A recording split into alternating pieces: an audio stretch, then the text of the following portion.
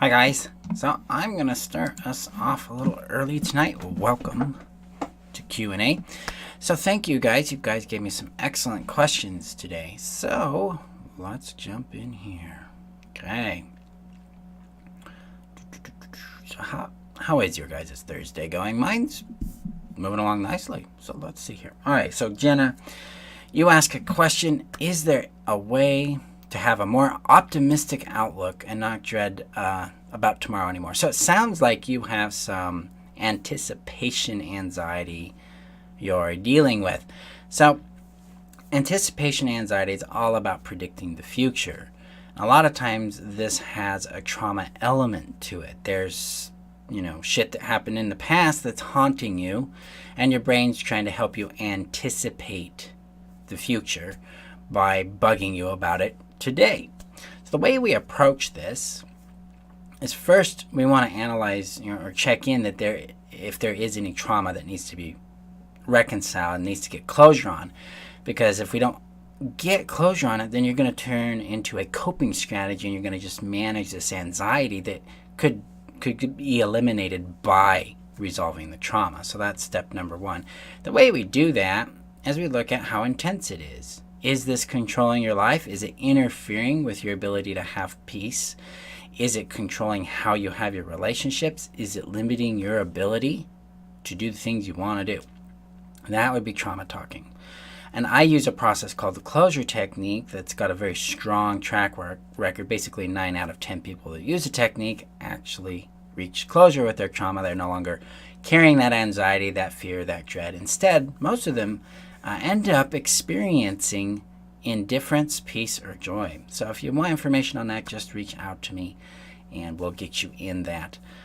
The next component here is to rehabilitate your thinking. And we do that through the system I call calm. We have to regulate the nervous system so it can begin to calm itself down, and you can begin to regulate into a new baseline where you feel secure in your present moment. That requires nervous system regulation, which is a physical touch approach. Then it requires mental regulation, where we start to shift our relationship to our thoughts. And part of that is a practice called thought observation, and then we do what's called focused meditation. And then the third component of this is to get into what's called exposure. When we get out there and we expose ourselves to new situations and realize that we didn't die, our anxiety proclivity, our desire or comfort zone of being anxious gets smaller, and we become more confident and more at peace. So with these three tools combined, you can pretty much eliminate the control anxiety has over your life. And I'm speaking that as someone who grew up with a panic disorder and attempted suicide several times because of the intensity of that anxiety, and I was able to eliminate its control over my life in that way. So resolve trauma, and then learn how to regulate the nervous system, regulate yourself mentally, and reorganize your actions so that it works for you. If you want assistance with that, join the Codependency Confidence membership and get access to Calm. Then you can start rewriting that for yourself, because I teach you how to do that using my primary physical, mental, and exposure techniques in that system to rewrite basically we're rewriting your relationship to life so that it produces peace and confidence rather than dread and anxiety. So, okay, so, and also, is there a way to feel more secure in my marriage? This constant, or ending the constant worry of not being enough. This is a common insecurity in relationships. So I call this anxious attachment. That's technically what it would be classified as. And what we've got to do is reorganize how we perceive and experience our value. Okay? Because codependency has this thing called external orientation. It tells us that our value is outside of ourselves. Somebody else's approval or rejection defines our value for us. Now, in Being You Brilliantly, specifically, is where I teach people how to retrieve their value from other people and anchor it back in themselves, so they're no longer doing this thing called external orientation or external reference. They're instead tuning into who they are and residing in that value. because that's where we truly are valuable. In narcissistic dynamics, we are used to produce an outcome. That outcome is technically called supply. So we exist in the narcissist's world to make them feel better, to regulate their self-esteem or their feelings or whatever they have going on. And when we fail in that, we are highly criticized. We are attacked verbally and emotionally, and sometimes physically or sexually. And our character is put on the table. It's put on the gallows, it's threatened. And so we've learned to equate our value with our output. But in reality, healthy relationships don't do that. Healthy relationships are oriented towards the beingness of a person. I'm grateful you exist. I'm grateful you're here. I care about how you feel. That's where we are coming from an innate value inside ourselves, and someone else is witnessing this value in us. A couple of days ago, I think it was Tuesday, I did a video training here in the group on value, so I highly encourage you to watch that, and I'll also link it in the comments here. But what you want to do is begin to reorganize or retake that value back to yourself and keep it within you. Now, if you want my guidance, you want mentorship in that, apply for your spot, your seat in the upcoming Being You Brilliantly mentorship. We started the first one a couple weeks ago, and the next one will be available here in a couple of weeks. So that will start that process for you. Ultimately, what you have to also do, and this is called the heal process, is remove shame as your governing value and evolve it into love. If you want to start that process, get your membership to Codependence to Confidence. That will help you transform that shame into love. And a very, very powerful process, and sets you up to claim your value and keep it for you. All right. So, yeah, this is about you coming into the experience and the reality, the actual truth that you're worth knowing, keeping, and loving, and that he loves you for you, and he wants to keep you for you. So this is more about you keeping you loving you, and seeing that you're worth keeping for you. All right, so Melissa has a great question. I was reading this before we started. So she says, why am I suddenly hearing this inner voice that's jumping up and down and yelling at me to do things or not do things? Well, Melissa, you've been doing Being You Brilliantly, and you've been doing the heal process. That's why that's happening. You've opened up to hearing yourself again. You've opened up to your true voice, and now you're hearing her. Now it's time to take... no, that is a dragon, I think, or a cat. I think it's a cat or a dragon. No, I don't typically wear shirts with things on them, so... But, good guess, though. Let's see. But yeah, get back on track here. This is very, very common and very much a milestone in your development as you've been doing Being You Brilliantly and the heal process. What you want to do is begin to lean into that level of risk and discomfort that comes with it. Because this is where you start to change your life. This is where you start to get the things you want. Yeah, right? Yeah, no, well, it's fun. But this is what matters here. This is where your adventure begins. This is where you start to cultivate your brilliance. Now stick with Being You Brilliantly and heal, and I'm going to train you how to accomplish those things and how to take risk in a smart way, how to know how to execute a choice and an action in a way that actually promotes your safety, so that you don't feel so overly exposed in your adventure here. So that's a really good thing. So give yourself a little time there, a little practice, and you'll get there. Okay, so and then Sarah asks, why am I more scared when things are starting to work? I don't know exactly what you mean by what is starting to work. But if things in your life are starting to work, you're starting to get what you want, or you're starting to see change with tools you're using, that kind of thing, that fear is actually pretty normal, because now we're changing.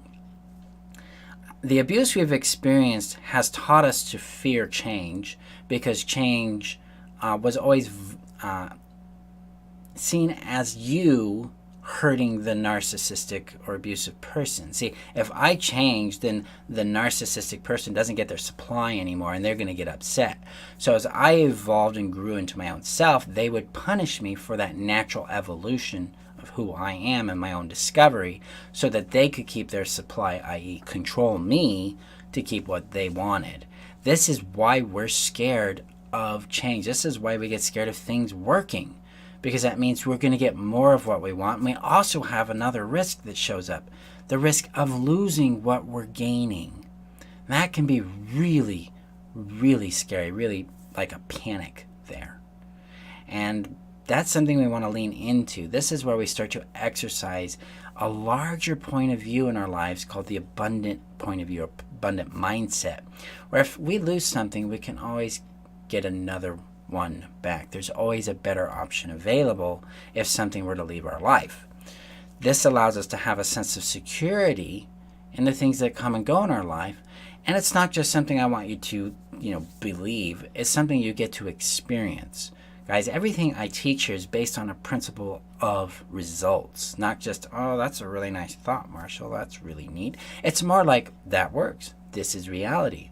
Now let it prove itself to you. So there's those two things you want to look at there. If you want to ask or clarify what is working and what the fear is there, then we can find the core need that you're dealing with, Sarah. Get that core need filled. That'll make things even safer for you. Okay, so let me know what those are, and I'll direct you to the tools that you have access to in Being You Brilliantly and the Codependency Confidence System with Heal and all that. All right, so Patty asks, hi Patty, you're new. Welcome. How can I be more mean and angry at the narcissist? Okay. You don't actually need to be more mean and angry. What you want to do is understand that this care you have for them, that your feelings and concern about them, is your amplified empathetic response. It's part of the programming that we're supposed to care about how they feel, because they can't regulate their own feelings. So what I would do in this situation is return responsibility for his feelings, his well-being back to him, and then lean into the emotions that show up for you in that. Usually there's a discomfort that comes up with that.